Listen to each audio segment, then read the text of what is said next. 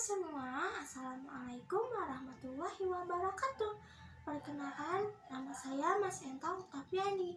Di sini saya akan menjelaskan beberapa tahap belajar yang baik dengan benar. Ada satu hal yang selalu dilakukan oleh semua orang, baik sejak bayi, anak kecil, remaja, dewasa, hingga tua sekalipun. Itu adalah belajar. Belajar itu enggak mengenal waktu, enggak juga mengenal umur. Kayak di sekolah, kuliah, tempat kerja, maupun sampai tua sekalipun. Semua orang harus terus belajar. Karena belajar itu juga bisa mendewasakan kita. Tapi ingat loh, belajar juga enggak boleh sembarang belajar. Belajar juga harus dengan cara yang benar. Ada 5 hal yang harus kamu lakukan supaya kamu bisa belajar dengan cara yang benar. Oke, kita masuk ke poin yang pertama, yaitu mindset yang benar. Sama seperti ketika kamu sebelum berolahraga, kamu juga harus melakukan pemanasan dulu.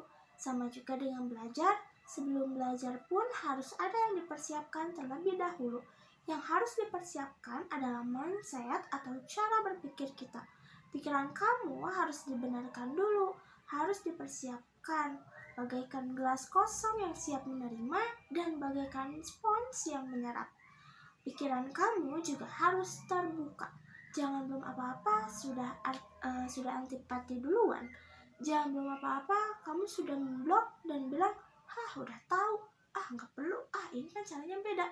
Kalau komentar kamu seperti itu, kamu juga nggak akan bisa untuk menerima semua pembelajaran yang akan masuk ke dalamnya. Kalaupun mungkin ada yang berbeda, ditolak dahulu, tapi harus dicerna dan diolah.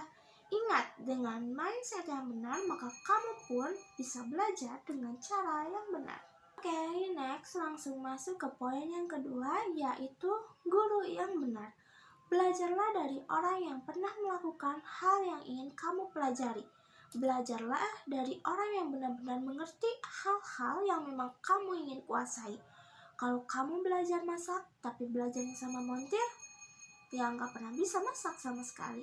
Pastinya nggak akan bisa juga kan kalau kamu ingin berenang, tapi belajar dengan guru yang sama sekali nggak pernah berenang. Pasti hasilnya juga tidak akan maksimal.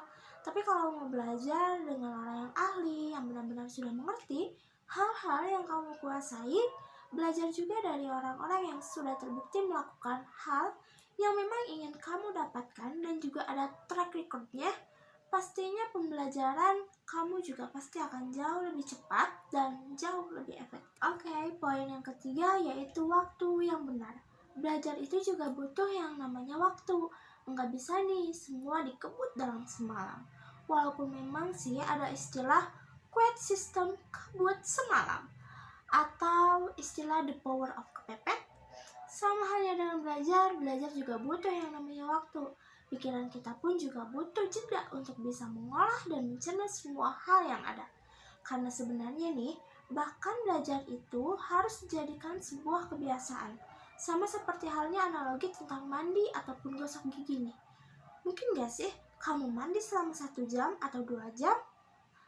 Bahkan habis itu kamu gak mandi lagi selama 1 bulan. Pasti rasanya risih. Atau mungkin saya kan udah gosok gigi nih selama setengah jam, tapi habis itu saya gak gosok gigi lagi selama seminggu. Gak mungkin juga kan. Rasanya risih, pasti rasanya aneh banget. Sama juga kayak belajar pun harus seperti itu, harus dijadikan habit. Jangan sampai hari ini kan saya udah belajar terus menerus 10 jam, habis itu tinggalin aja deh, gak belajar lagi. Ini akan efisien. Ingat, belajar itu sekali lagi harus dijadikan sebuah kebiasaan. Sama seperti mandi, sama seperti gosok gigi. Sehingga kalau ada hari dimana kamu gak mandi, gak gosok gigi, rasanya kayak ada yang kurang ya, gak enak ya. Gitu juga dengan belajar.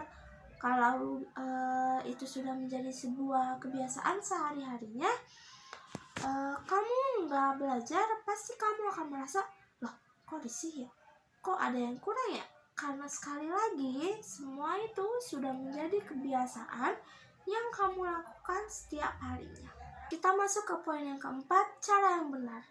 Setiap orang Setiap orang punya cara tersendiri bagaimana dia bisa menyerap informasi secara efektif dan juga efisien.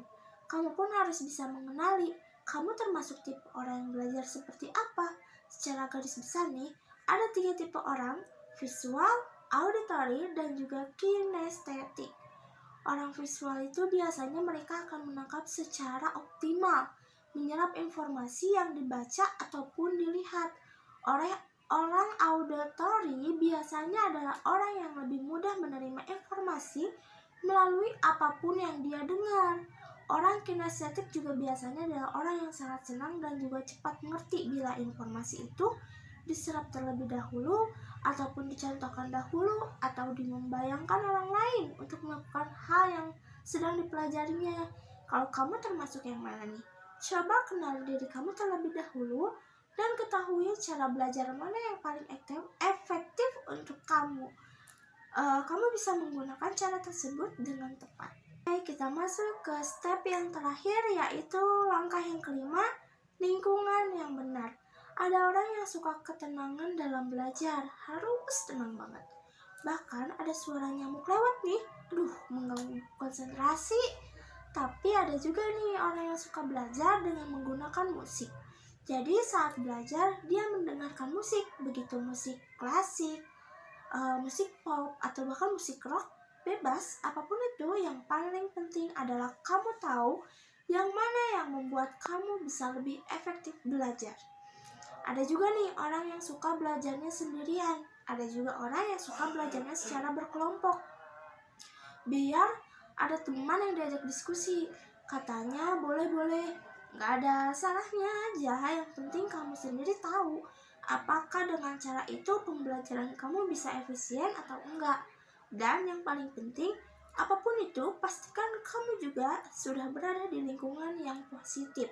Dengan siapa kamu bergaul saat ini akan mempengaruhi kamu untuk di masa depan. Jadi itu dia 5 hal yang harus kamu ketahui. Diingat, walaupun kamu suka belajar, nggak boleh sembarang belajar ya. Karena belajar juga harus dengan cara yang tepat, mindset yang benar, guru yang benar, gunakan waktu yang benar dengan cara yang benar, dan pastinya di lingkungan yang benar. Oke? Sekian dari saya. Mohon maaf apabila ada salah kata. Wassalamualaikum warahmatullahi wabarakatuh.